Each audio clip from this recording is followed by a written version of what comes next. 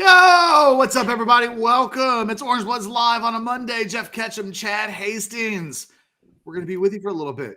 Buckle up. We're talking Texas football, recruiting, a little bit of everything today. So hit that thumbs up button, like it, subscribe to it, kiss it. I don't know. Hey, maybe don't do that. That's a little personal.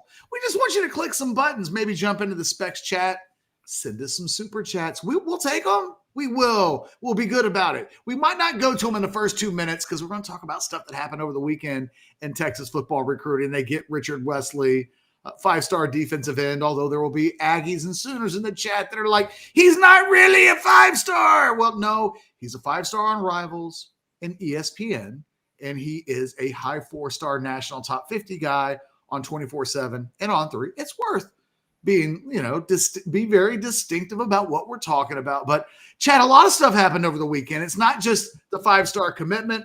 There are guys that were on campus this weekend that are worth talking about. There are targets that Texas is desperately after that went other places that those trips are worth talking about. So, let's just have a big old recruiting weekend free for all. And I'm kind of excited to just kind of see where the conversation goes.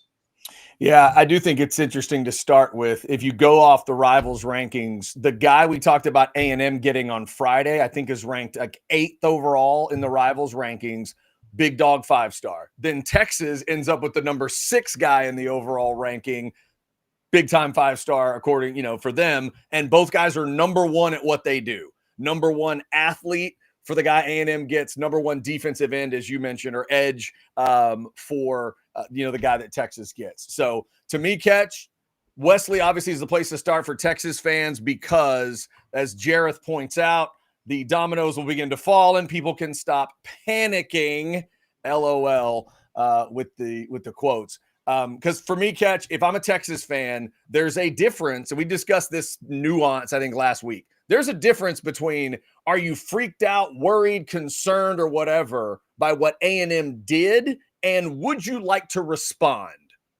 Like, those are two different things. And going into the weekend, there were some Texas fans just thinking, it'd be nice if there was kind of a flex feel coming out of the weekend. Wesley gives them that. Yeah, I don't want to speak for Sukamel over at Orange Bloods, who, by the way, is in Indianapolis right now, getting updates on a bazillion kids that were either at Texas this weekend or were not. So we might have a Felix Ojo update up to the second before the show is over. I'll make sure that I keep hitting update and refresh on Orange Bloods, which, by the way, you can scan that QR code in the top left-hand corner of your screen, and you can check out the updates as well. Find out what's going on today over at the Rivals camp. All the updates, getting those today.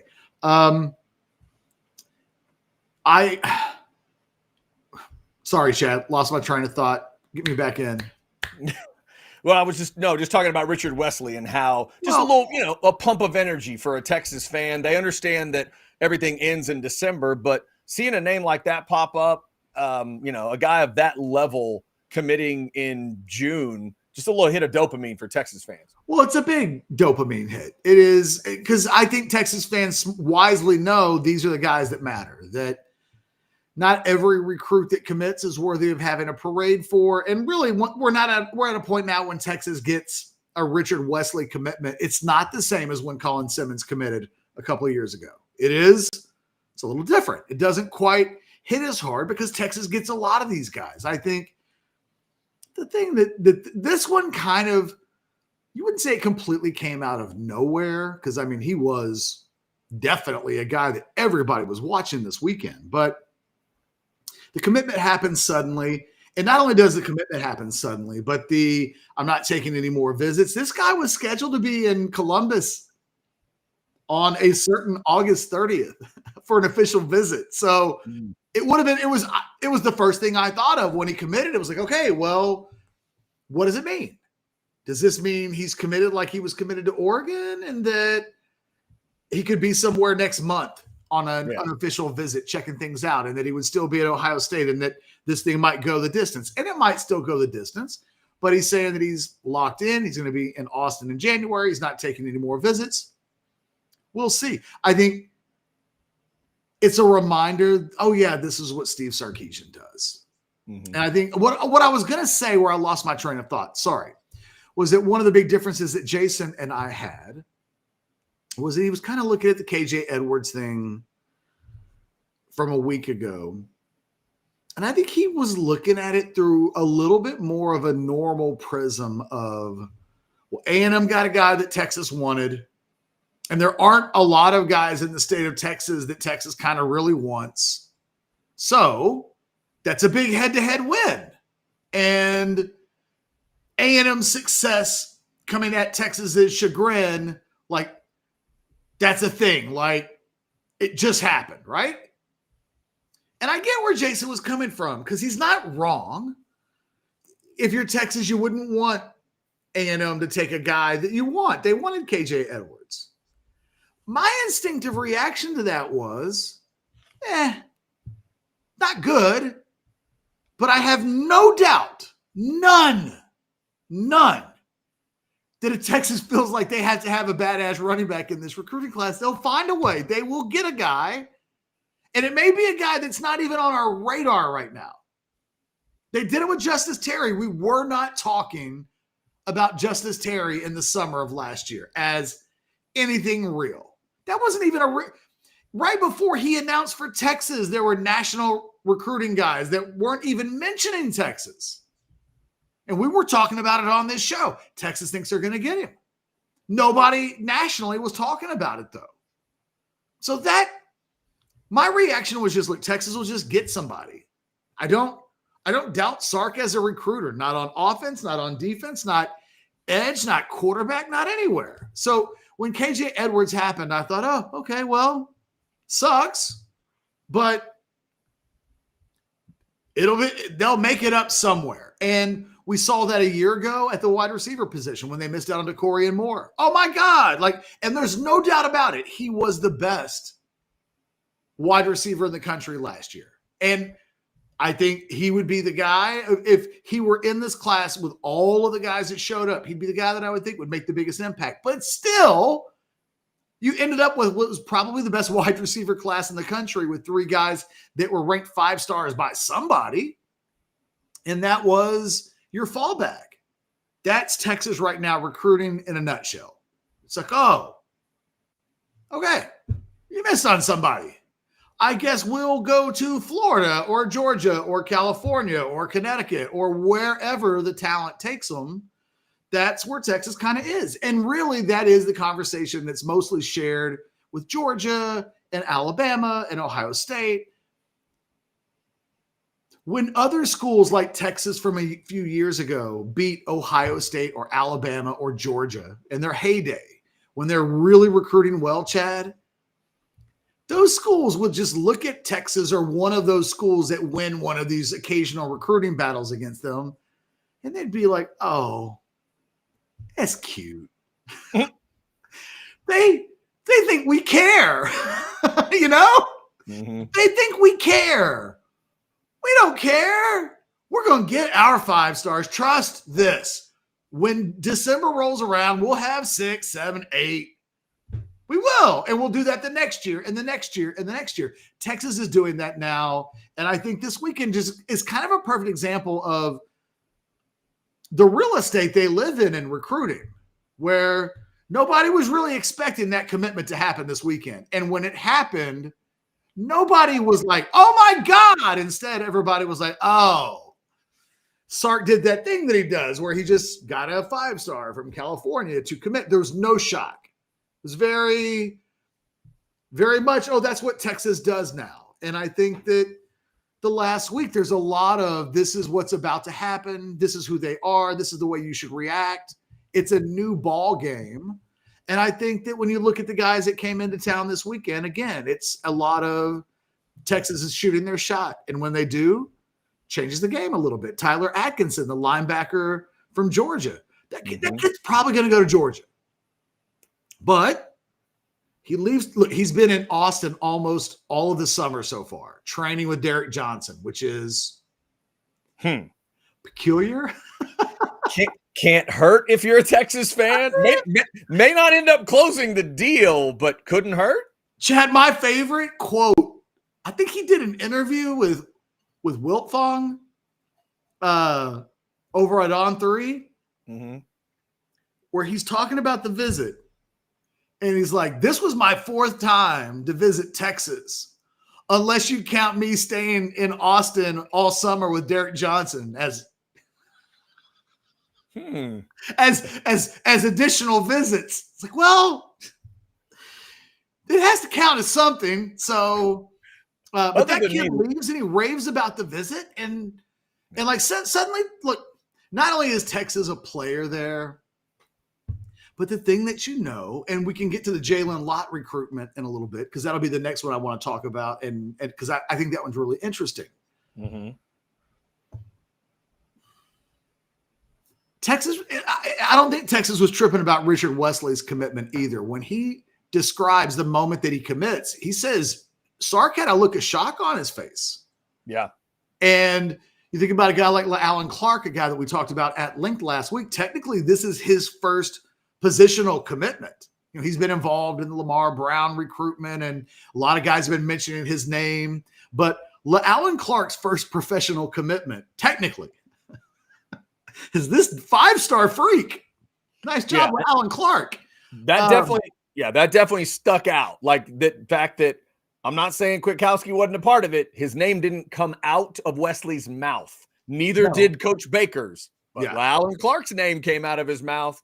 And that he knew that he was his first. There was some personal scorekeeping on Wesley's part that was a fact. A fact. I'm his first commitment. And by the way, the head coach was shocked. Texas does not trip on these things. And we know that Texas won't do their NIL thing until late. They won't. They think it is irresponsible to make an NIL move unless you absolutely have to do it. And they tried with DeCorian Moore last year. It didn't work. But these things are fluid. What they thought about even Michael Fasusi's value inside the program with a dollar amount to it next changed from August to November and December. A little bit of lived experience and, this guy might go pro and things. And, this guy is suddenly so good that maybe he goes pro a year earlier than we thought. There's a lot of moving parts in these things. So they're just not panicking. And they won't overreact to Wesley's commitment any more than when we talked about Colin Simmons when he made his announcement a few years ago, Chad, where it was like before the commitment, where we thought he was going to go to Texas. But the reaction from people at Texas were like, look, A&M, LSU, Texas, that thing probably gets won in November and December. That there's a matter of fact thing that just can't happen in August or July or June. And so, it is a marathon and not a sprint. So they keep pretty steady heads. And look, they know we're going to go after guys in November and December that are committed elsewhere. So, well, and when it comes to Wesley, we are also talking about the guy who jumped in the pool with Dan Lanning, and deep down Sark knows that as he's sitting there. Yes. So he's got that, that's part of, I think, where maybe a little bit of the surprise comes in. But for you, Catch, you mentioned it earlier.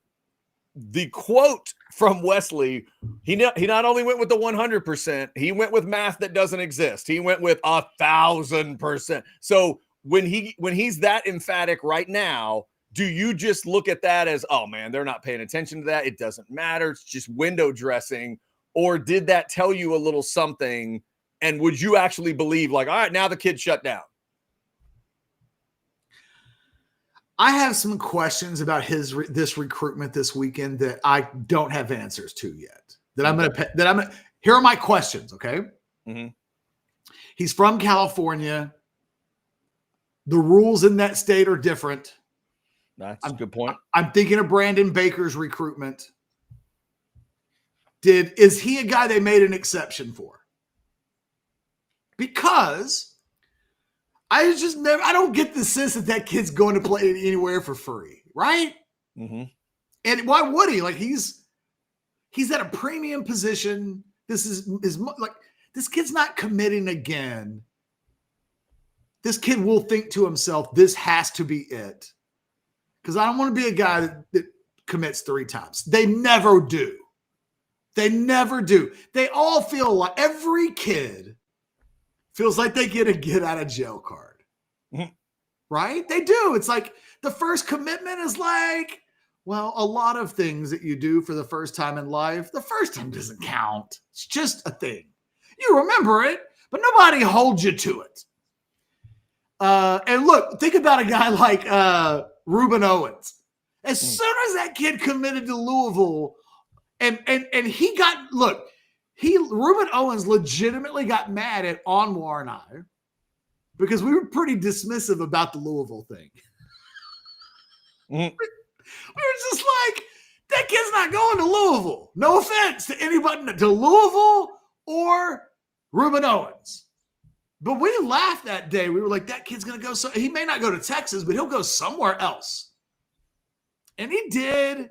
And in the end, it's a footnote in history. The thing is, when you end up being one of those guys that commits multiple times beyond 2, 3, 4, people think of you a different kind of way. You become wishy-washy, kid, and your whole thing's viewed as a circus. Parents don't like that. You know what? Like, you know who? Dads get involved in second commitments. And they say things like, hey, man, you're going to commit. You can commit, but we're not doing this bullshit again. You're not embarrassing me. So know that if you say you're committed, don't come to me in 3. This is, you know what I mean? Like there's just a different tone of conversations where the first time a kid commits, parents are just so happy that their kids have a place that their college is paid for and it's taken care of and everything that we dreamed. It's just different. Everything's different. So I promise you, for this kid to go public the way that he did, it's different than it was with Oregon. And I would imagine Sark told him like, hey man, if you're going to announce it, we don't want you to announce unless you're going to say you're not taking visits. Right. Everybody had to understand after the Oregon situation. It wasn't just the man jumped in a pool with the head coach. So to your point, family, friends, and in his own mind, he's probably thinking, hey, the next time I make that choice, it's me making that choice. I think that's what he was doing when he laid that out and tried to be that definitive. I think that's what he was doing. He was saying, I'm not jumping in a pool this time. This is real. Hey, I know that you've got this starred, but let's bring it up right now. Jefferson Dumas with the just got back from deployment. Missed you guys. Hook 'em. Hey, man, volleyball clap for Jefferson. Thank you for your service, Jefferson. Volleyball clap. Welcome back, Jefferson. We are glad to have you. Please be active in the chats like that. That is fuel and food for the soul every time we see something like that. Michelle Lynn, not to be outdone, $4.99 super chat. Good afternoon. Good Monday to you, Michelle. 3-year Annie of Arch committing. That's right. Today's the Arch Day. It's Arch's commitment birthday. And her daughter being born. Congratulations, Michelle. That's just not your daughter being born. That is your actual birthing day. It's a big deal. Moms get left out of birthdays too often, but you had a lot going on that day. So congratulations to you. Happy 3rd birthday to her, but to your anniversary to that as well. Texas football's lucky charm. Oh my God, that's right. Yeah, that's a great an image catch. Imagine Michelle like in the hospital bed. They hand her child. She's exhausted. Everybody's happy. There's all these congratulations going around. And she looks up at somebody and goes, hey, did you guys hear we got Arch Manning today too? What? What did she just say? The fact that Michelle still connects those two things is fantastic. I would be walking with that baby. If I were the type of person that was motivated by such things, Chad. I would be walking to tailgates, the best tailgates, with my baby in tow or young toddler now. And I'd be like, you know, my daughter is Texas's football's good luck charm. Yeah. She was born, and 5 minutes later, Arch Manning announced his commitment to Texas. As soon as she was born, you're drinking and eating and being treated like a celebrity everywhere you go. That child, by the time they're old enough to have coherent thoughts. Yeah. By the way, I guessed it. Michelle said that was literally her. Did you hear we got Arch Manning today? Yes. Everybody but by the way, the baby's healthy. Okay, yeah, no, I figured the baby was healthy. Otherwise, you would have told me. I just want to discuss Arch Manning real quick. They're holding up the baby like Simba, like it's fantastic. All right. Yeah, thank you for that, Michelle. That made my day oddly a little bit better. JP Villa 13 says for $1.99, who's our next big commit? Any progress on the offensive line? Well, look, it doesn't sound like anything changed with Felix Ojo this weekend. I'm curious to see what, that. Ojo went somewhere big this weekend, right? I went to Utah. Oh, I'm sorry. No, I'm thinking of somebody different. Okay, right. Yeah, this is where was going to be the OU visit that he changed to Utah.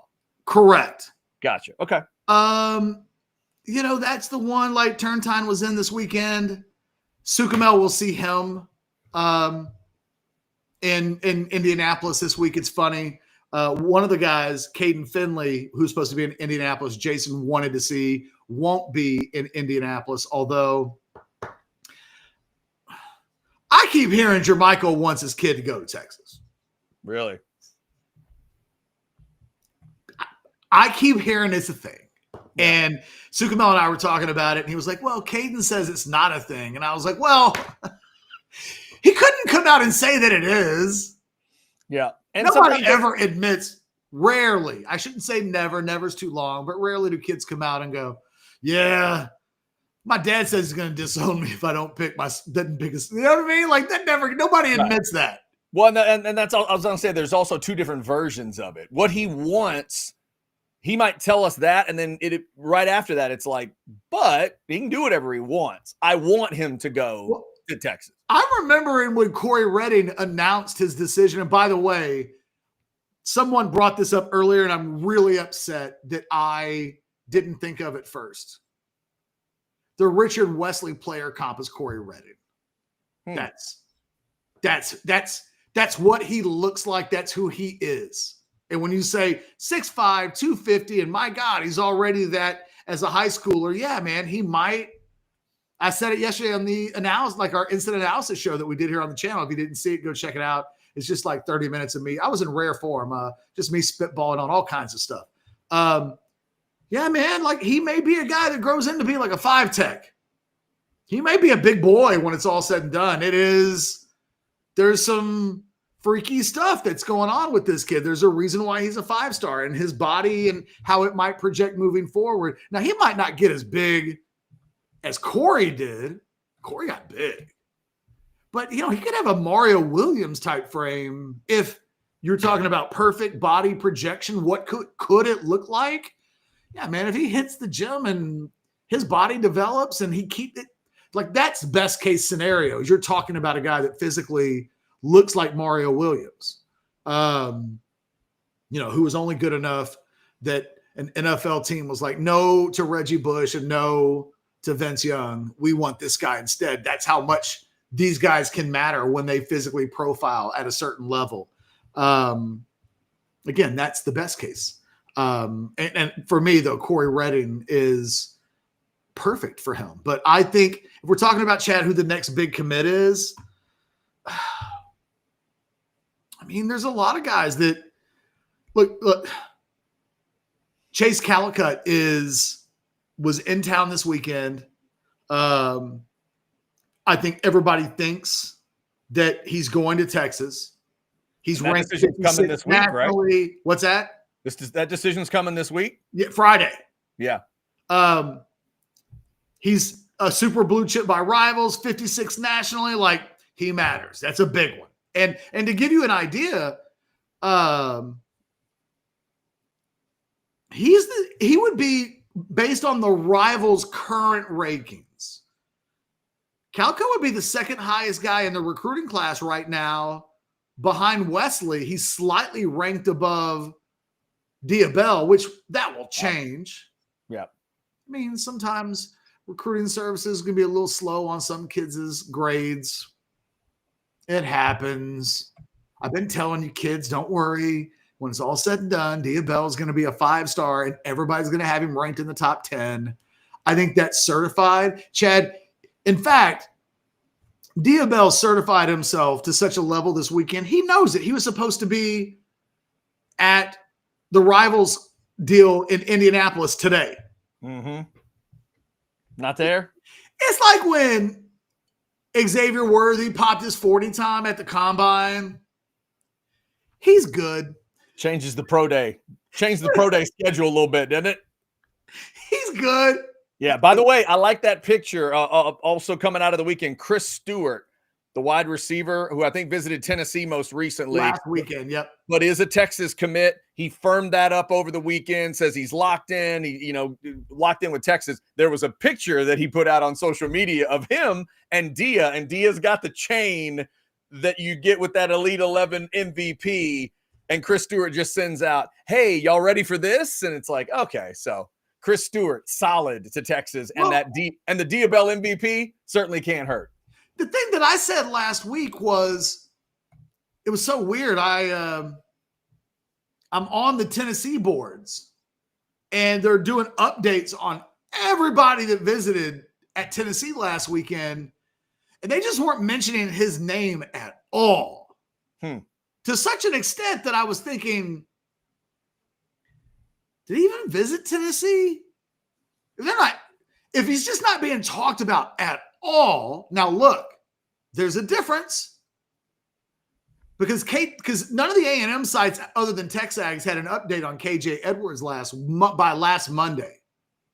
So I was like, hard to know what to think about how impactful the visit was. He hadn't done any interviews yet, but the A&M people were saying, and we had reported this, like Sukamela talked to one of his guys in the industry. They had heard, we think the A&M sources were hearing, we think the Aggies had a good weekend. They think they made a big move with KJ. Now, we didn't have anybody say they thought they were getting him, but they did think we made a big move, the Aggies. Mm-hmm. And as it turns out, it was only like 24 hours later when that got confirmed. But the difference was it was being talked about, at least at A&M, that he was there. Chris Stewart wasn't even being talked about. So when he came back last week and said, I'm going to announce right after the Texas visit my final decision, nobody at Tennessee was thinking about him committing to Tennessee at all, which is a pretty big sign. And sure enough, had a bang-up visit. He seems locked in,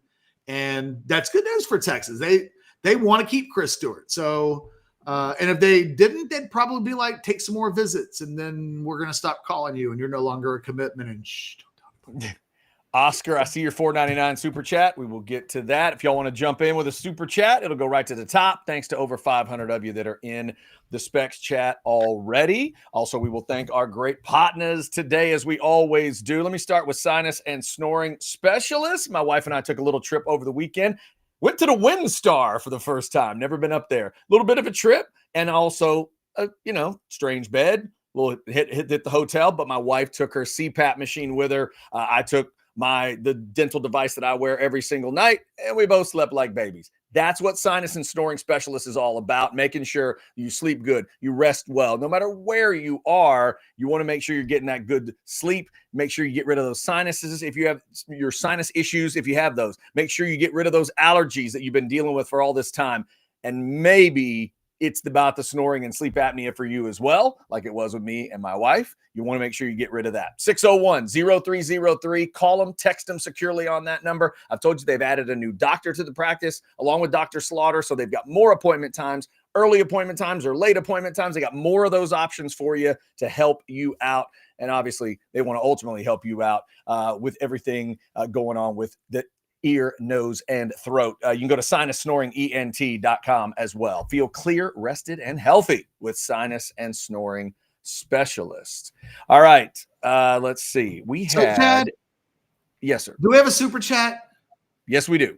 All right, let's do that. But when we're done with the super chat, remind me, just say Jalen Lott's name. Yeah. I think it's really important, and I want to circle back to that. Yeah, I wrote it down, and I don't think Oscar will take us too far off track here. $4.99 super chat just joined. Did this guarantee Arch a Heisman and Texas a Natty? Oscar, the Richard Wesley, Wesley thing is probably not that big, and nothing could guarantee that. No, I think he's talking about the birth of Michelle's child. Oh, it could be that. Could be that. If not, Oscar, what you missed was that Michelle let us know today is the 3rd anniversary of Arch Manning's commitment to Texas, June 23rd, 2022. But that happened because her daughter was born same day. Yeah. So, yeah. Yes, Oscar. Michelle would tell you it's a yes. Guarantee on the Heisman, guarantee on the Natty. What's the baby? What's the movie where the baby's the Antichrist? Is it like Rosemary's Baby? That's The Omen, isn't it? The Omen, Damien. Damien right? Is yes. Her daughter is like Damien, but different. It's the inverse. It's the 180 of Damien. The other side. The other side. 2 sides of that coin. Yeah, they always say that. There's a yin to somebody's yang out there. Exactly. Instead of like Damien, she produced a child that is leading to Texas national championships and the Arch Manning era. I feel like a tear welling up in my eyes. You better have got that daughter a good birthday present, and your hubby better have got you a good mommy present. That is 2 weird yin and yang analogies that I've heard recently, Catch. I just watched one on John Cena and CM Punk leading up to their match, and now you've given us the Antichrist Arch Manning. That's the anti-omen, though. It's the anti-Damien. The omen and the anti-omen. Yes, exactly. I'd like to think that my kids are anti-Damians. I think we all want to think that. Yes. Right? We all want to think that about our children. Hers is really like mine might be not 180 degrees. It might be like 150. Oscar, thank you for that. I don't know if my kids are responsible for Arch Manning, so they can't be 180s from Damien. Thank you for that super chat. All right, Catch. Jalen Lott, who was at Texas, a couple weeks ago, but this past weekend, he was somewhere big too, right? He went to Oregon. Oregon. I knew it was West, but I didn't know it was USC or Oregon. Well, and for the longest time, Oregon has been, it's so funny. And I try to tell Texas people this. They look at Oregon like they're the goddamn boogeyman, Chad. Because of the DeCorian Moore thing. They got it in their head that DeCorian Moore picked Oregon over Texas for money. And I think the money was even. I think the kid picked Oregon because he wanted to go to Oregon. I can't explain it to you. He wanted to go to Oregon. And Texas fans have a hard time. Like, if all things were equal, how could he not pick Texas? He wanted to go to Oregon. But Oregon does have Phil Knight's money. Yeah. But I don't have my Texas sources sitting around saying things like, oh man, Oregon's involved. We're screwed. Wave the white flag. What are you going to do? Like, that's just not what I hear. And college football fans have convinced themselves that Oregon is a big, scary boogeyman. So I'm on the Oregon message boards because I'm curious what is being said about Jalen Lott coming out of this Oregon visit. Mm-hmm. And the Oregon people sound like Texas fans, which is so funny because they try to tell everybody's fan bases are exactly the same. Nobody has a magic fan base. They're talking about, well, he's probably going to go to USC. Now, what was interesting were the specifics. And I can't remember. I should have looked it up. I'm sorry. Either one of the Oregon guys on the 24/7 or On3 sites reported. And I can't remember which one, or otherwise I'd lean towards one. I think it was 24/7, but I'm not sure. He's like, we've heard that USC has offered $650,000 to Jalen Lott. And that if that's true, well, it's hard to see Oregon going up to that amount. Which was just funny because I feel like everybody's fan bases acts like every other program's fan base is the boogeyman and that nobody ever goes up amount. So Oregon doesn't have enough self-awareness to realize that other schools look at them as the big money spenders that nobody can compete with. And Texas fans do the same thing. They do things like, oh, A&M got a kid because of money. It's like, you know why that happened, don't you? There's only one reason, Catch. It's like, what are we doing? One of them money deals. That's the problem. So So I thought a couple of things. One, I just thought it was funny that Oregon fans were talking about USC as like, oh, they're making it rain. Like, not even like Floyd Mayweather. Who was the boxer that used to like take stacks of cash and fluff them down the toilet? Adrian Broner. Adrian Broner. Yeah. Sorry. I thought his name in a minute. Yeah. Whatever the worst. Pay attention to Adrian Broner. Just do crazy, wilding things. Remember, kids, whatever the worst thing you've ever thought about Floyd Mayweather, that's actually Broner. Like, that's the difference in those two guys. When I tell you that man was flushing money down the toilet. Oh my Lord. He was literally flushing money down the toilet. Dude, crazy. So 650 told me a couple of things. One, Texas hasn't made an NIL offer on that kid at all. We know Texas hasn't. They want to do their NIL stuff late. We know that messaging hasn't changed. We've talked about this. 650 is less than what Texas has been paying five-star level prospects before revenue sharing. This was less than Brandon Baker money a couple of seasons ago. Yeah. And from what you've heard, Catch, Texas is not changing that time frame plan, even with the new settlement and all that. Their plan stays the same in terms of the NIL discussion. Correct. Yeah. Okay. So I'm thinking, well, if Texas, my initial thought was, well, Texas just hasn't made an NIL offer towards this kid at all. And if they want him, he's gettable.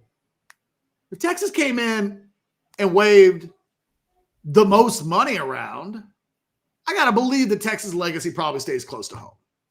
But I don't think I think they probably said, look, man, we take care of our kids.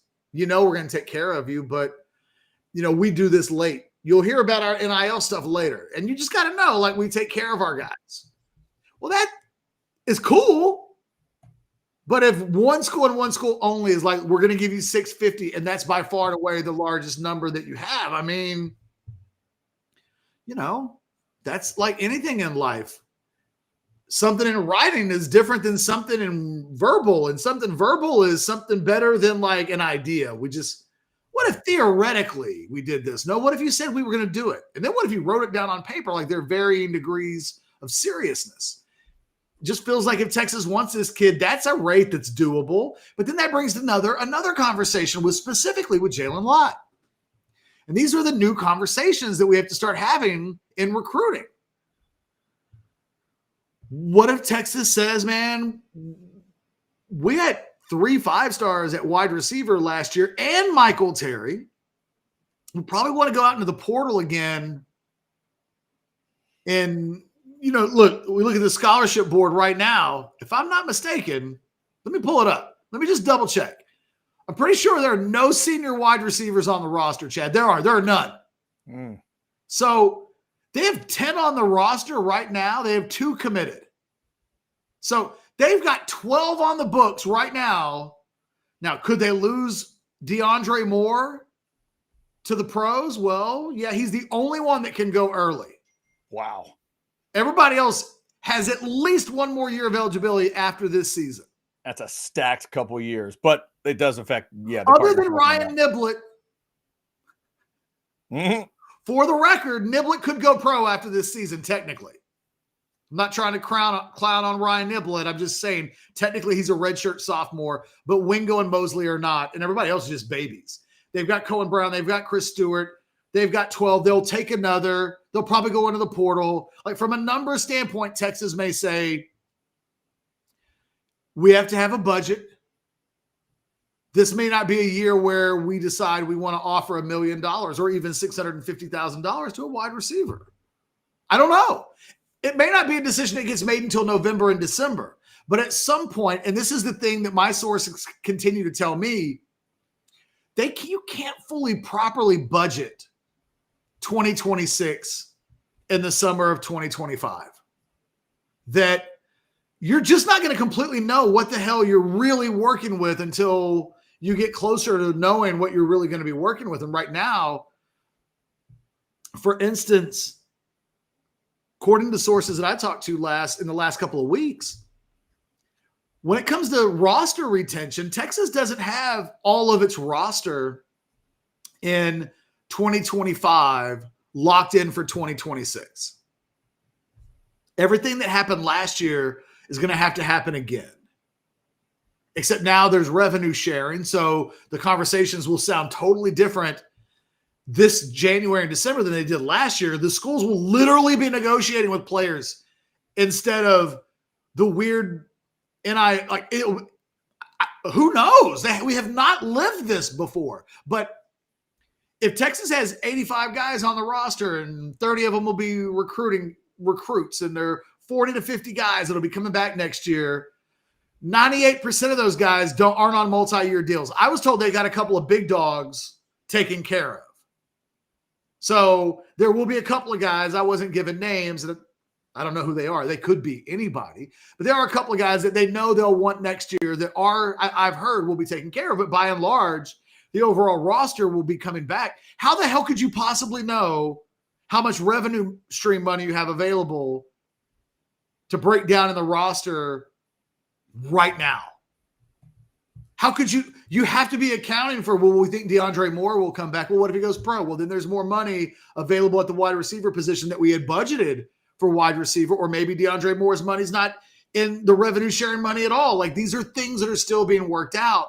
So I think when you look at Jalen Lott, Chad, when you look at the way Texas is approaching recruiting, it makes the Richard Wesley situation really interesting. And I told you, I've got some questions that I'm kind of curious about. No, by the way, it is before July 1st.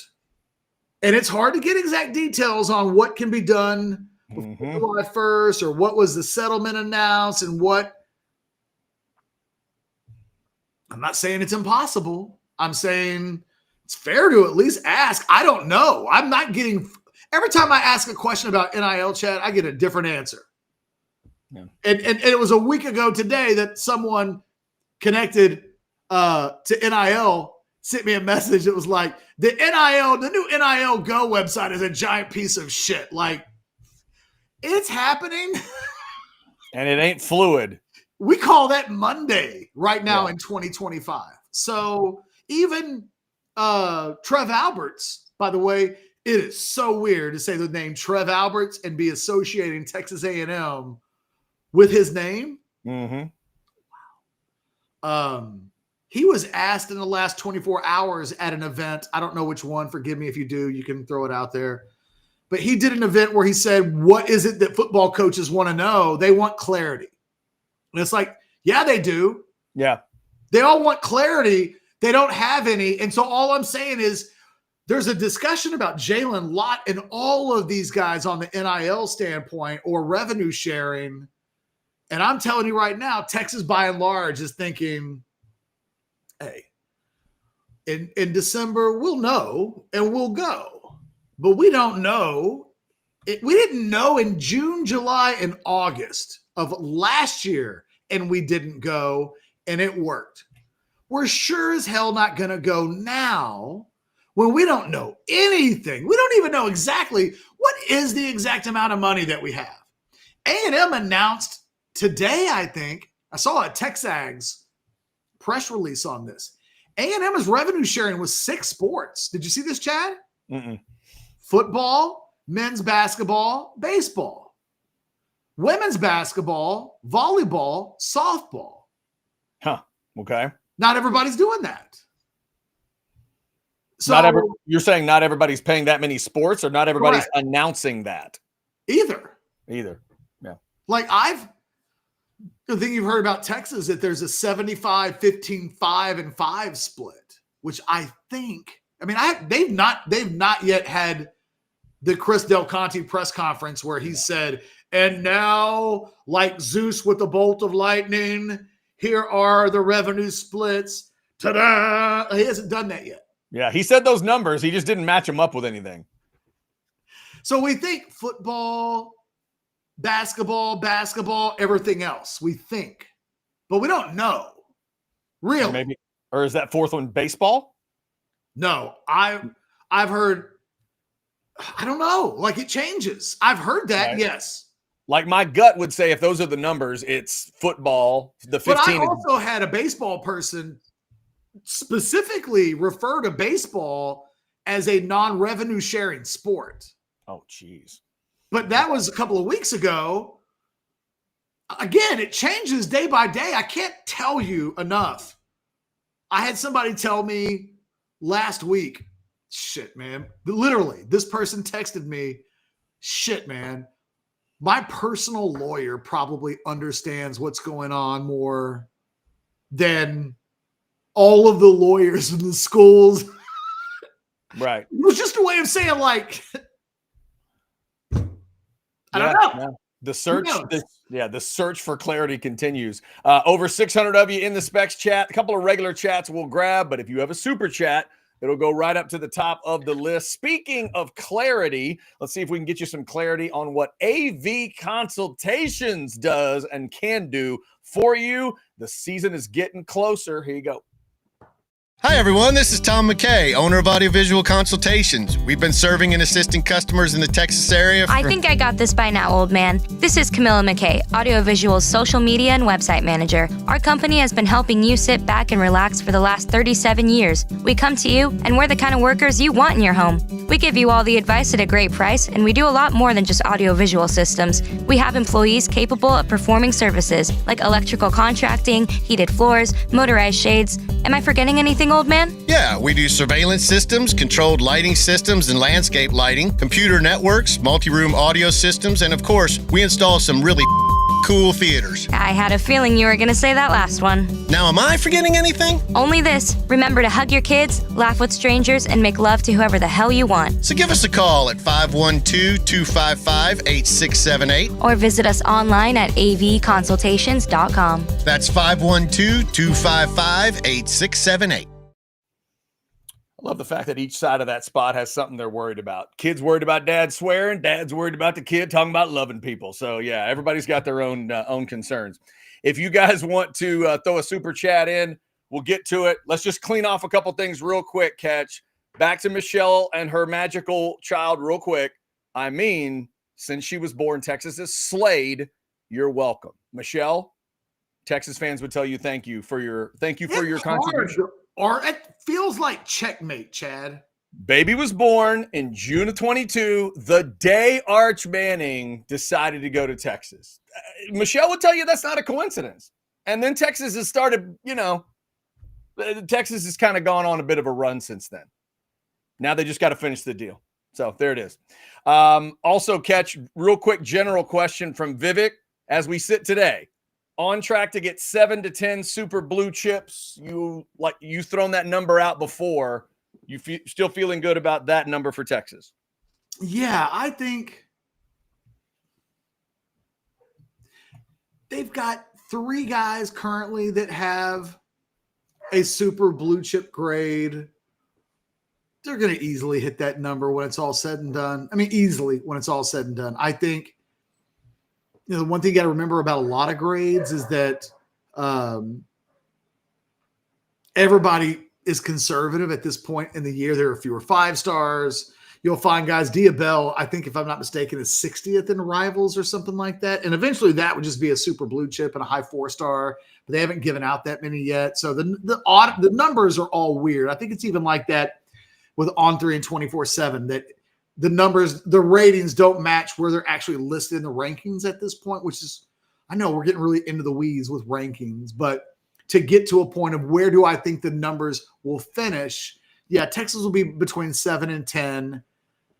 And that's all that matters. It is literally, they're at a point now. And look, this will be a class where they potentially tick quarterback box 5-star, left tackle box 5-star, edge guy 5-star.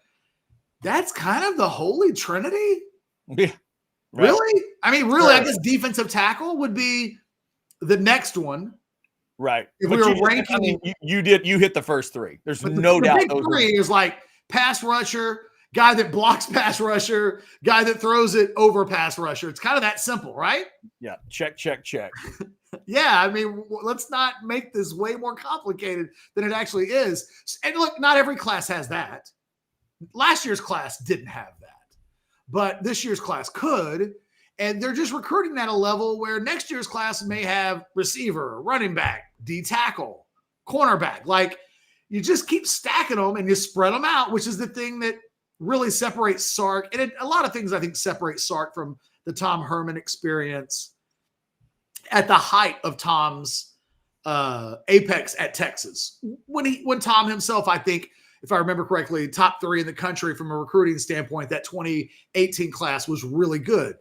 Dominated inside the state of Texas. They cleaned up in Houston, but it was a lot of wide receivers and DBs. And so it was like, oh, Texas has 8 super blue chips. They're on their way. And it's like, well, none of them are quarterbacks. None of them are offensive linemen. None of them are defensive tackles. None of them are edge guys. It's just 7-on-7. And you would see that in its execution. The thing that you say about the Texas depth chart now is you're like, man, they got dudes everywhere. And consequently, other than Ojo, because they missed on Fasusi, and we know good chance that Trevor Goosby's not around for a long time. That guy's feels super advanced, that he's accelerating at a high rate. He's draft eligible. So you just have that in the back of your mind. You know you've got to get ready for that. So it just feels like the one position where they know, hey, we haven't had a bad, true like left tackle like Banks since Banks. And Fasusi was the guy they missed on, and he had a chance to be that guy. And now you just got to go get Ojo, because when you missed on Goosby, the thing that you said is, that's okay, we'll go get him next year. This is kind of the test of that theory of no need to worry about ever missing anybody in any year. If we don't get it this year, we'll get it next year. And that's a different level of recruiting participation at the top of the food chain than Texas has really ever been. And Mac never even had it like that in his heyday either. Yeah. You said missed on Goosby. You meant missed on Fasusi. I'm sorry. Yes. Yeah. Sorry. The long U, all that good stuff. So while you mentioned D tackle a second ago, Catch, we have not mentioned Vodney Cleveland's name yet in the show. I like him, man. I know you do. And we talked about him late last week in terms of your discussion of super blue chips. By the end of this, I feel like he's a guy that may end up being just outside of that discussion. Is that true? Or do you think he could end up in super blue chip range? Well, he is a super blue chip in one of the organizations. So if you look at it from, he's inside a national top 70. I'd have to pull it up exactly where it is, but the consensus for him is he's a little bit below that. But I watched the kid's film, and I was kind of like, I think he's either the last, this was without taking positional value into the equation, right? Like, he's at a position where there aren't very many of these guys. So if they're available, does it make him more valuable? Quarterback, we would have that conversation with. If a guy's really a 5-star quarterback, he's probably one of the 5 best, most valuable players in the country because he plays quarterback. I was kind of on the fence, 5'9", 6.0, mid 4-star, high 4-star. That's kind of where my initial view of him was. I was kind of on the fence. So I reached out to a Rivals guy, and I said, hey, what's the thing from you? Because Rivals has him ranked as a very high mid 4-star guy. I was like, what's the thing that's got him from high 4-star category? Because, man, his film's really good. He might be that guy. And he goes, oh, we just haven't seen him at a camp. This goes to the conversations that we have all the time about. This is an eyeball test thing. We've been going to camps for the last 4 months, and all the guys that we've been moving around are guys that we've seen at camps because we've seen them kind of apples to apples. We haven't had a bird's eye.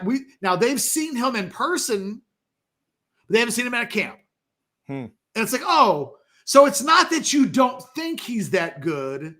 It's that there is an arbitrary litmus test that you want him to pass. And I get it. I actually understand the thought process. They need they need the confirmation step. bias. They need the confirmation bias. Because if you told me, well, we don't have this kid rated as a 5-star because we want to be sure, I'm like, cool. If Rivals were to say, look, we actually think that Diabell is a 5-star, but we're going to see him like at our camp, and we're going to see him at the Elite 11 camp, and the final rankings aren't until really February anyway, so forgive us. Now, I don't think they were this transparent. This is what I'm an advocate for. Like, let's just talk about it, right? Cleveland, it just sounds like, didn't put himself from a profile standpoint like some of his peers did, where he went to camps, did the dog and pony show. Arch Manning doesn't have to do the dog and pony show. This is what it looks like when a guy's not Arch Manning. He gets dinged for this. So I think his national reputation, based on literally talking to somebody who has him ranked higher than anybody, what's the deal? And if that's the deal for the guy that has him ranked higher than anybody, then I think you'll probably spot a theme. Nobody saw this guy at a camp situation, all the various ways, combines and camps and Nike this and Rivals that and all of the various things. They didn't do it. He didn't do it. And so, like, he's getting punished. And that is, I always get into, we got to be careful about what we allow to become unintentional confirmation bias. So Rivals and recruiting industry in general, we know this to be fact, but to hear someone kind of admit, well, one guy's ranked because we just flat out haven't seen him and we've seen these other guys more, we'll just say that out loud. I don't know that that gets said a lot. Instead, it gets, well, they don't think he's as good. It's like, well, no, maybe what they ought to do is designate that ranking with like a yellow mark or something. It's like, what does that yellow thing mean? It means I want to see him more. Yeah. That would be unbelievably transparent. That would. That'd be a big piece of info. So little extra piece of good news. If you're a Texas consequently, fan, if they've seen a guy like 10 times, put a little green bubble next to him. And that way, when they're like, oh, they've got him ranked 6th in the country, On 3 and 24/7 don't have him ranked that high. And you're like, shit, man, they've seen him 10 times. I think that their level, I just don't think the recruiting industry's ever been wired in a way to be just completely transparent. Because it's a pseudoscience that relies on really the overwhelming majority of the audience believing that they're buying into something special when that's not really what most recruiting is. You're buying lotto tickets. And it's about, hey, we're all spending the same amount of money. What kind of odds are you getting on the lottery tickets that you buy? And how much money can you win on those odds? That's all we're talking about. And I think if I was to have a conversation with the people at On 3 or Rivals or 24/7 or anything else, I would say this is what we need to do in the rankings so that when a kid like this commits, why is he ranked where he's ranked? Just tell us, have you seen that guy a bunch or not? And it sounds like this guy hasn't been seen at the level that they want. And if we all know that when we see the rankings, it's like, oh, this is what they think. They think this, but they haven't seen him so much that he's got a green dot. And I would say he's a yellow dot guy. He's not a green dot guy. And that's how I would explain Vodney Cleveland at this point. I think he's the best example of there are not good defensive tackles in volume. The only guy that's even kind of good is already committed to USC. And everybody else, they're just not at that level. And so Texas can't really mess around in the state of Texas, Chad, this year, looking for defensive tackles. Guys that are Texas, Ohio State, Georgia, Alabama, Oregon good, you're just not finding them in Texas. Not this year. Yeah. So they just go, well, where are all the defensive tackles? Every single SEC state not named Texas, go there. I was going to say. Louisiana? Yep. Yep. Mississippi? Yep. Georgia, Alabama? Alabama. Yep. Georgia? Yep. What about Florida? We're going there too. Yep. And Vodney Cleveland is Alabama for those. He's Alabama. Yep, exactly. But and they've got 2 other defensive tackles committed in this class, and they're from different states. They're all from different SEC states. And it's the thing that you would say, go where the talent is. And it's the thing that we talked about, I think, for an entire generation of Texas football. Texas fans have begged for a head coach that goes where the talent is, isn't afraid of anybody. Mm-hmm. And this is what it looks like. It is like, well, there aren't guys inside the state of Texas this year. Oops, sucks. What are you going to do? Well, we'll just go into the states where they do make the guys that go to the NFL, the guys that the NFL Combine loves. We're going to go find guys with profiles out of those states. We'll get commits there and we'll take our chances. It's as good as you can do. All right, Catch, we got a terrific idea on a chat. But before we do that, I want you to give folks the update on some terrific news out of the world of Rogue Shop. I heard you mention this earlier. Let's get it out there. Well, look, there's good news. A broken clock is right a couple of times a day, and Greg Abbott right today. He looks like he's going to veto that nasty little anti-CBD THC thing that kind of loomed over the entire industry in the state of Texas. Looks like we got a little bit of a reprieve from that. Scan that QR code, go to rogueshop.com, use that promo code OrangeBloods, all one word, get the discount, let them know where you're coming from. But the bottom line is they are Texas's home for legal CBD, THC, and more. You go to the website, scan that QR code, you'll go see all the cool little, you probably still have some late Father's Day packages that you can take advantage of. They've got pain, sleeplessness, anxiety, whatever it is that you're looking for, they can help. I'm telling you, go check it out. We love them. They're not going anywhere. Nice job, Greg Abbott. I'm glad. Hopefully we can put that to bed. Now they'll add rules and regulations, and they're not giving up on trying to make this a backwards money grab. My wife is apparently hearing the conversation, and she's – the one thing I agree with. No. Okay, thank you for your contributions to the show. She wanted to forcibly let me know the world. The one thing that I agree with. Okay, that's just what I needed. Thank you. Hey, common ground, Catch. That's what we're looking for sometimes. Find that common ground. Anyway, yeah, she had an opinion there. Fantastic.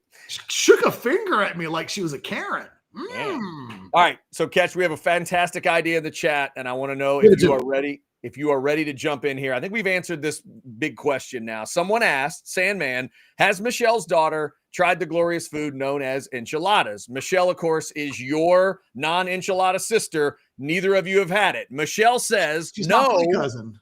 But if Texas wins the Natty, I will eat enchiladas with her to celebrate. Catch, we've arrived at the answer. Are you willing to go with Michelle and hold out for the national championship enchilada debate? You'll try enchiladas if Texas wins a Natty in football. This is peer pressure, because I don't know how I really want to. Like, if you were to ask me this without Michelle having done this, I think Michelle's leading the way here. This is your non-enchilada sister. This is her choice based on the magical child.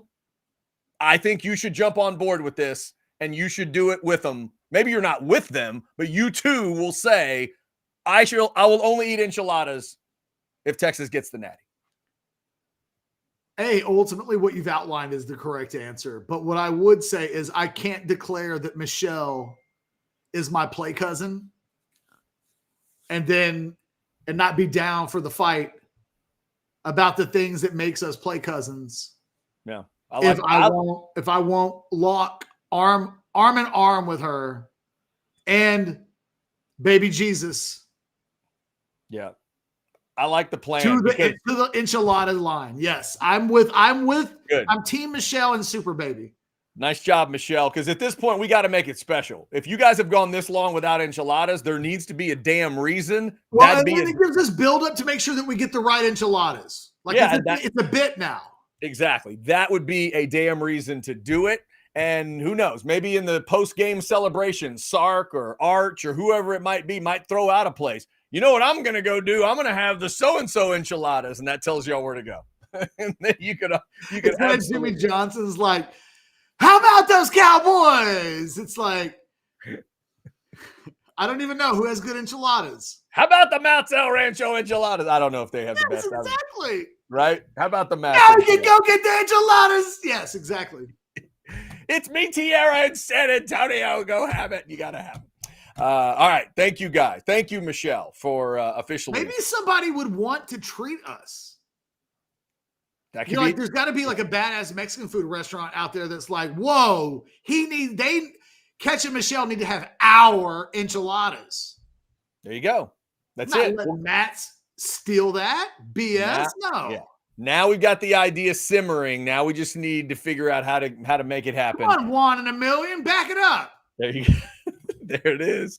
A couple others real quick to clean off. Jose wants to know what I think of the name Vodney as a football player's name, elite or just good. Jose, can't call it elite right now, but man, does it have potential. You pair it up with the name Cleveland, you make it a big D tackle out of Alabama, and if Ketch is right and if the ranking gets up into that super blue chip area, then the dude turns out to be a badass, has elite potential. We're not there yet, but I do love the idea of messing around with Vodney as a first name. I kind of like it.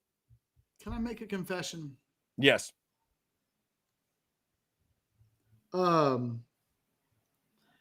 is the Mel Brooks movie with Gene Wilder and Blazing Saddles? Blazing Saddles. I'm sorry, I was just too much THC. Celebrating today.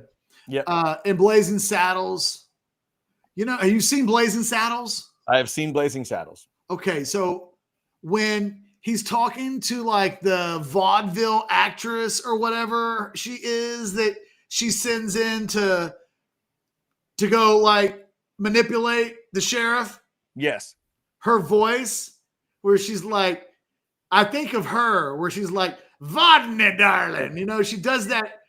She has that weird accent. Wow. I never thought to connect this name to, you're going to is that the Madeline Kahn character in Blazing Saddles? I don't know what her real name is, but she's the one that's like, everything starts with a V. Vodden is a Vodney, I don't know. Like, it's just, that's what in my mind, every time I hear Vodney, I'm hearing her say like darling, but like in that accent. Right this way, Vodney. Right here. Yes. Jose, thank you. I never knew. Jose, you created a Blazing Saddles comment. Now, that's just fantastic. All right, Ketch. Somebody threw in a great recruiting question for you about Sark. We are going to get to that right after we give Specs a little love. Thank y'all. Almost 700 of you in the Specs chat. The sale continues till the end of the month. Go get some stuff. Kick off summer with Specs Made in America sale. We've got star-spangled savings on all your American-made favorites. All month long at Specs. Cheers to savings.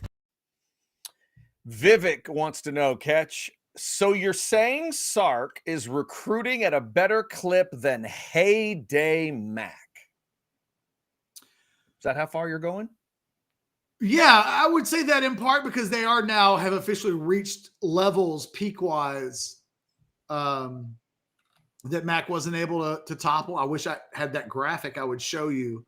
But I think the difference is the way they do it. They're so much more nationwide. They are a national brand, and Mac always did it regionally. And what it required was they dominated the state of Texas to such an extent that, legitimately OU and A&M would just sit back and wait until Texas was done with its junior days and hope that the carnage wasn't too bad. Right. And sometimes they would legitimately look at the decisions and go, oh my God, they took those guys? Mac would get like 14 of them in a weekend. And they'd go, oh, they didn't take the guys we wanted. Sweet. Thank God. They really were like waiting around on Mac's whims of who was going to be taken and not taken. Yeah. That's not how Sark does it now. And so it's different, but I think the totality of where we are, we have not seen. Ironically, I think Mac's peak was in 2010. If I'm not mistaken, I don't think we have that graphic still in the studio because I might have deleted it because our studio is just packed with graphics. And trust me, it does mess things up. Thank you, Restream. You're awesome. But yeah, no, I think they are recruiting at a better clip. I think the Richard Wesley, a guy like Richard Wesley never came to Texas, out of state, committed to Texas. And it was as ho-hum as I think yesterday's commitment was. I went live yesterday to do a reaction show because it's the thing you should do when a 5-star commits. But it wasn't so big that everybody was like, oh my God, we got to go live right now. It's just so usual. It's just like, right. It wasn't that unique. That we do when this happens. And I'll be honest, Anwar wasn't around yesterday because he was doing some family stuff, and he had been. He probably would have been like, we got to do a video right away because all of our brains were doing a million different things. But at no point did any of us go, wow. Everybody stop for a moment. This is a day we'll remember for the rest of our lives. And that's what it used to be. And so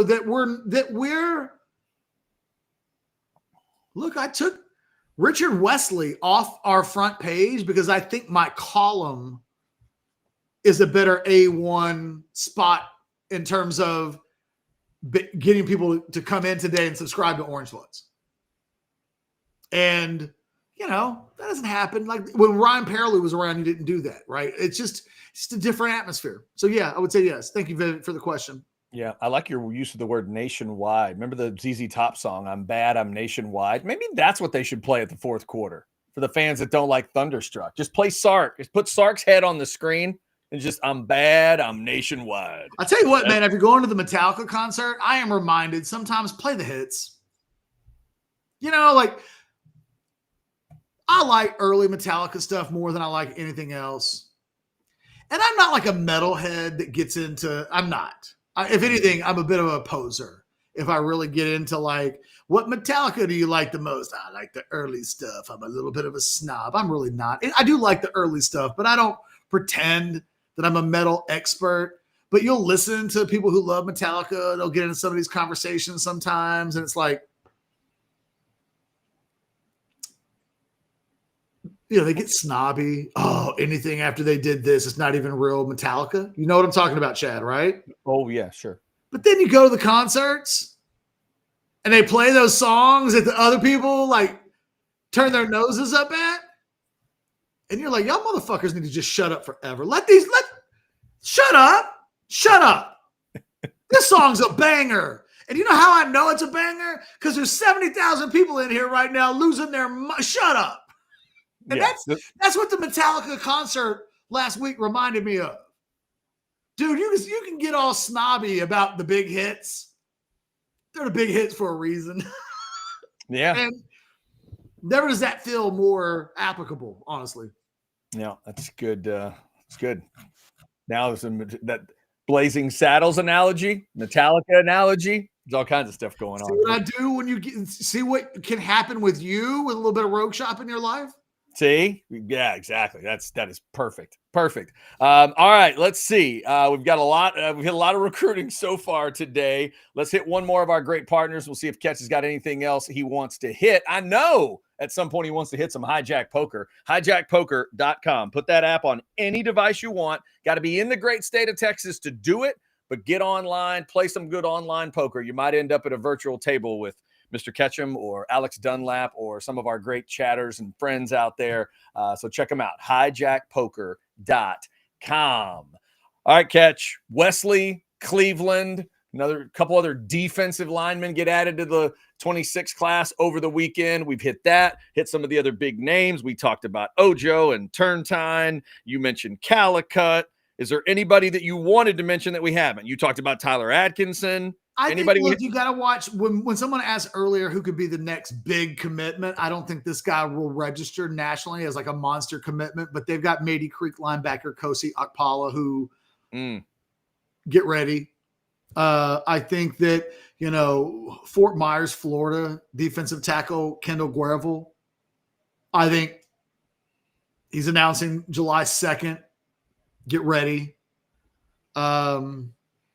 Those are the main ones. I think that, Again, it'll be interesting to see what Turntine says. And Jason, I haven't looked. Oh my God, I haven't even gone to Orange Bloods in the last 45 minutes to see if there's an update because I've been focused on the show and my references. By the way, I have a pop culture reference that I'm going to give you that I think you're going to love. I don't see anything too crazy. I think we're okay. I don't see like a headline that says John Turntine says this. So I think we're good. Okay, good. And by the way, Jareth decided to spell out your thoughts earlier. Quote, the Black Album wasn't real Metallica is how it usually goes. Yes, Jareth, that is usually that's how that conversation starts. All right. That is definitely how it starts. No, that's not how it finishes. That usually is how it starts, though. All right. Funny. So, let's see if there's another name. A name we haven't discussed that I saw in some of Jason's notes. J.J. Johnson, this defensive tackle out of Florida. How big of a deal for you? Sounds like a guy that definitely has some Texas interest. Yeah, look, I mean, he's really good. And I think what will be interesting is like now they're collecting defensive tackles. So at some point, they've got 3. I can see them going to 5, but we've already talked about a couple of other defensive tackles. So it'll be interesting to see where the cutoff gets to be. But yeah, he's there. That's a guy to keep an eye on. And yes. Gotcha. All right. Anybody else we need to hit before we buy or sell? No, let's do buy or sell. All right. You want to go first or second? I'll go first today. I just feel like I make you go first all the time. I don't really have any reason for why I would make you go first other than, you know what? Let me just do it this time. Buy or sell, number 1, Richard Wesley's commitment was a stop you in your tracks moment on Sunday.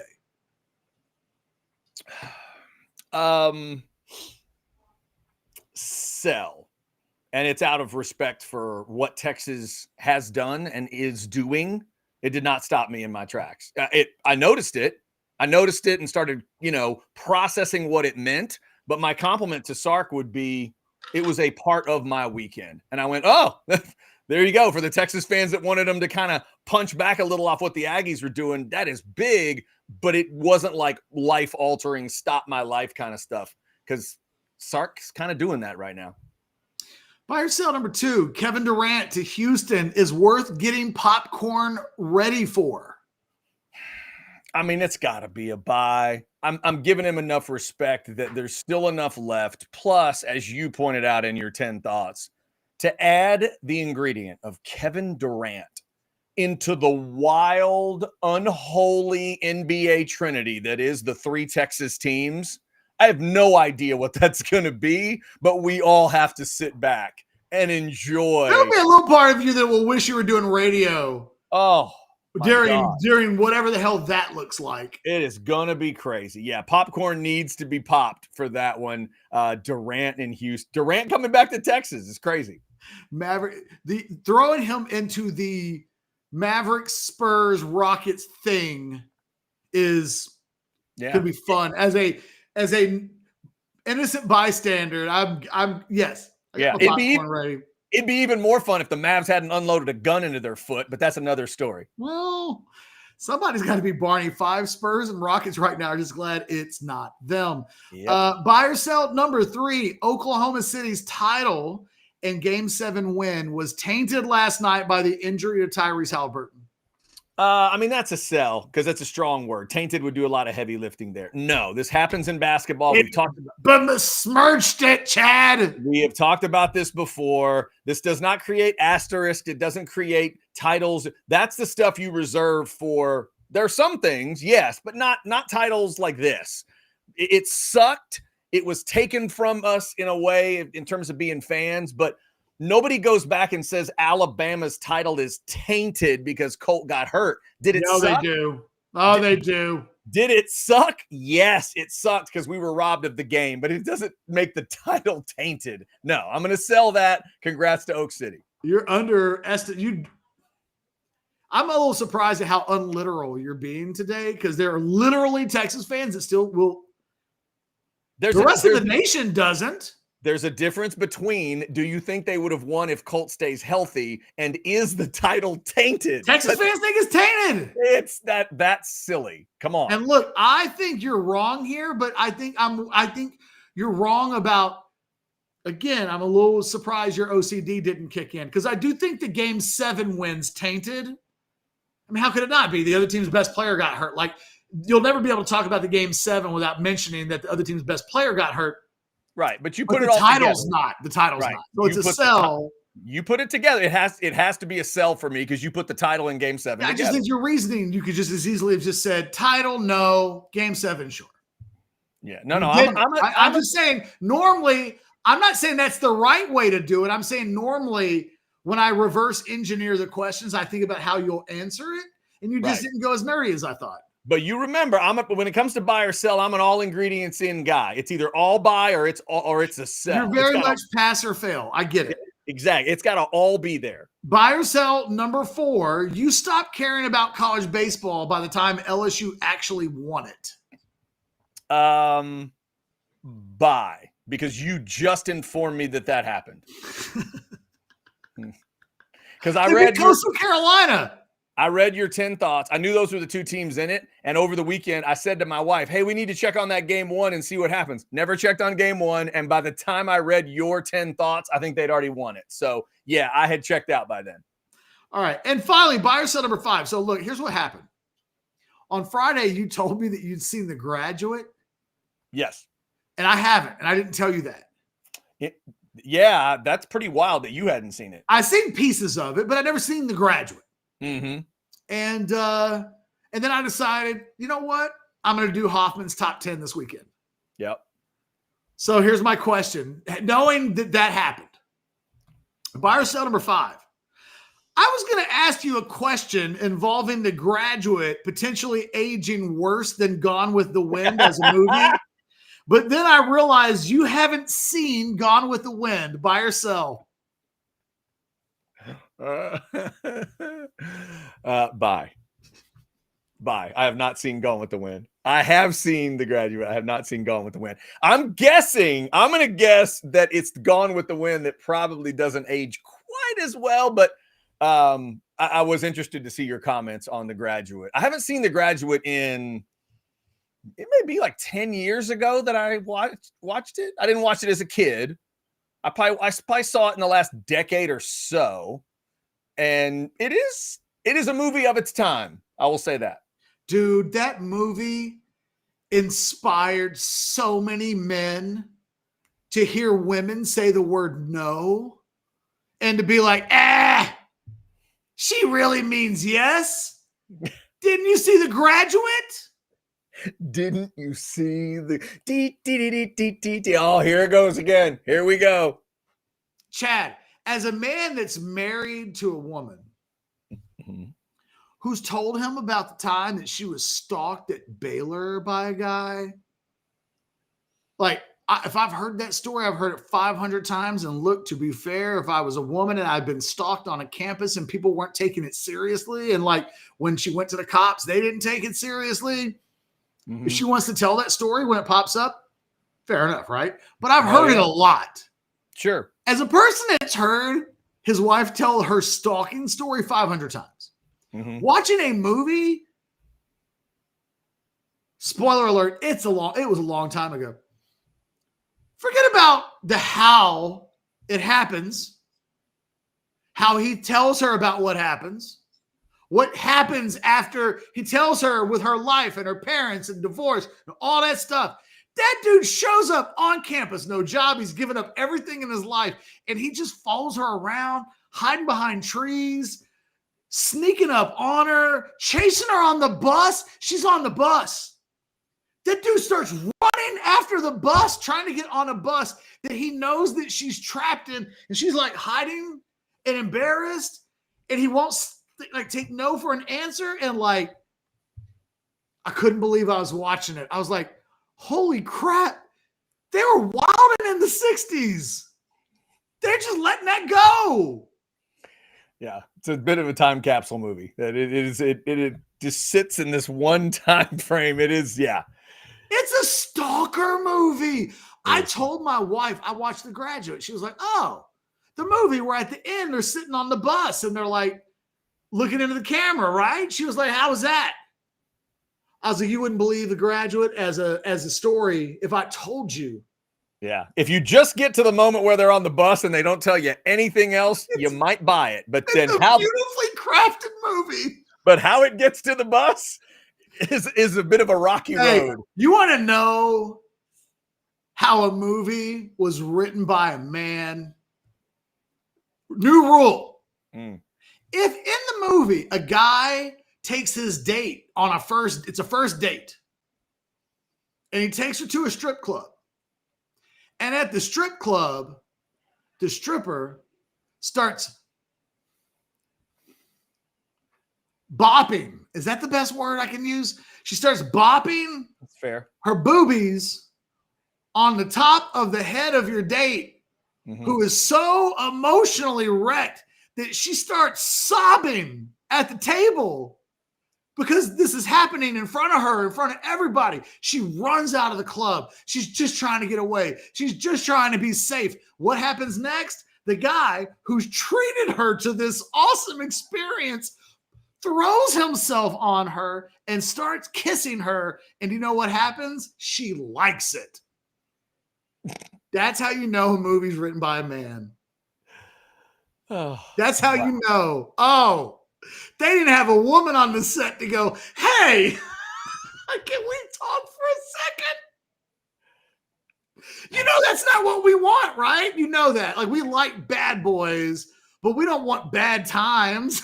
No consultant. There was no consultant there. No female consultant probably on The Graduate. Wait a minute. This girl's supposed to go to this? And then what? Huh? And then this is the other thing. I'm just like, what is this movie doing? They're on the first date after all this is happening. They're parked in front of the house where the mom is, right? And the mom is like, don't you take my daughter on a date. I will be pissed if you take her on a date. He's like, I don't want to take her on a date. He's done all this stuff. He pulls out in front of the house. He's dropping her off. He then says, let's go out for more. And he peels out in his sports car and screeches his tires. He burns out in front of the house. In front of the mom who's watching. I'd forgotten that part. Anyway, I watched that whole movie with my jaw on the ground like, what is happening? That says a lot because you watch a lot of movies too. I do watch a lot. For a movie to make me go, wow. Exactly. Yeah. Wow. For me, that's not a big deal. For you, that is a big deal. Was that 5? Like, looking at it through the lenses of 2025, I'm like, no, I'm not. I'm not. Yeah. Not. Was that 5 or do you still have another? That's 5. That was number 5. That was 5. Okay. By the way, real quick, before we get to my buy or sell, back to 2010, Brandon says, yes, we do, Chad. That Bama title was tainted and has a giant asterisk. Michelle throws in, how dare you, Chad? Oh, man. Okay. There you go. Sometimes you need to listen to me. Yeah, that's nuts. That's absolutely nuts. But okay, sure, fine. If that's what you want to do. I guess that's what Indiana fans are going to do for the rest of their life. It's tainted. The title is tainted. Yeah. Don't you dare take that away from them. Yeah, that's not how dare you, sir? How dare me? Okay, I apparently need to learn how sports works. Apparently, injuries change things that much. All right, Catch. I've even got a bonus buy or sell for you, but let's start here. Back with recruiting. Buy or sell number 1. Texas will keep Wesley. Somebody will flip Arrington from A&M. Buy or sell? Sell. That's 2 things. Feels like sell. I don't have to tell you which way. I don't even know, but there you go. Sell. Well done. See, there you go. That's an all or nothing approach. Buy or sell number 2, Catch. Wesley is a bigger get for UT than Arrington is for A&M. Buy or sell? I'm going to say buy just because of the position. One guy's an athlete, and even if you played him at receiver or you played him at DB, anywhere in the secondary, it's not as valuable as an edge guy. That comes in a superstar frame. He's a non-tweener. So I'll say he's a bigger get just because of positional scarcity and importance. Gotcha. All right. Buy or sell number 3, catch a little different way on the NBA. You could see the Tyrese Halliburton thing coming a mile away. Still hard to watch. Buy or sell. You mean like the moment it happened? Yeah. Sell. Because that's not how I experienced it. Okay. I started the game late and I hit refresh. I went to ESPN.com for something completely unrelated. And it was like Achilles injury. Oh, damn. See, I watched the early part, and every time he was hitting those step back threes, I was kind of like I was probably like his dad was watching, like, okay, good. Okay. I did that for those first 3 threes because I had Kevin Durant in my head. Why? I just, because of what I knew he was going through, and I knew he said he was all right after game 6, but then I just had this feeling of like, oh, please don't let that.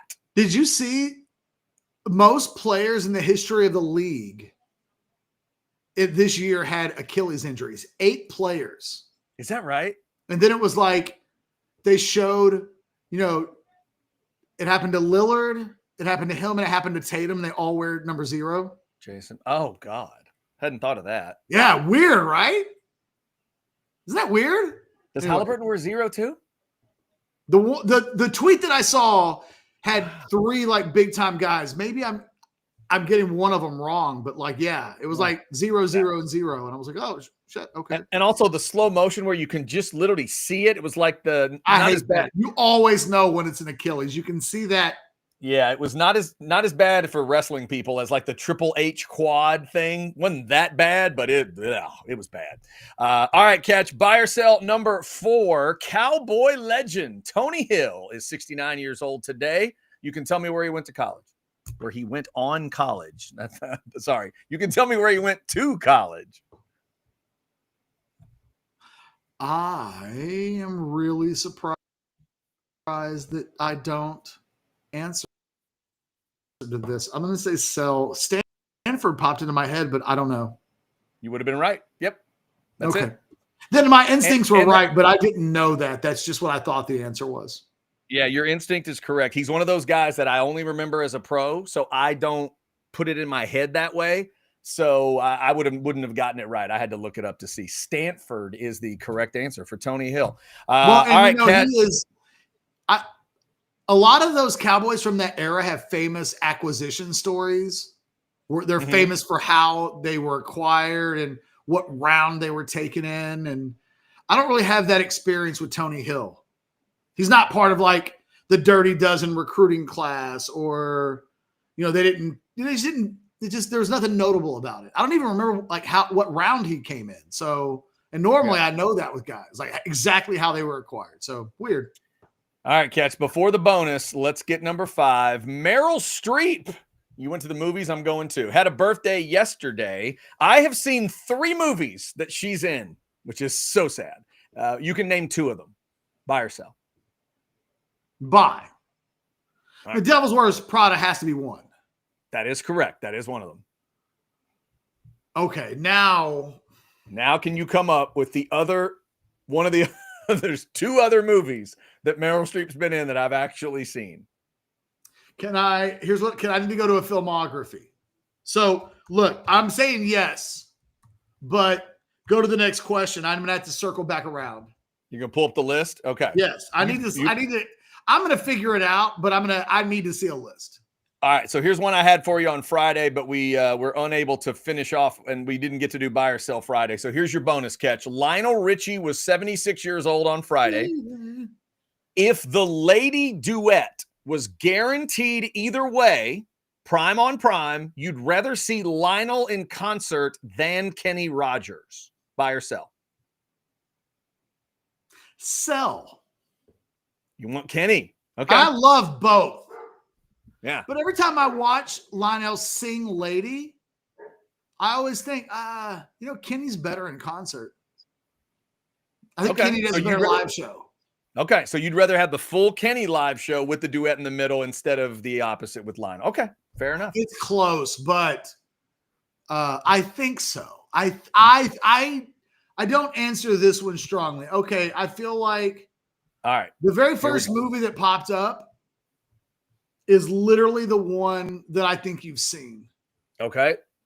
Mamma Mia. No, I have not seen Mamma Mia. Remember, I am not the biggest fan of musicals overall. And so far, my wife and daughter have not forced me to watch Mamma Mia. I feel like this has come up before. And I feel like the other one that I thought of before I looked at the list is I weirdly think that you might have seen Bridges of Madison County.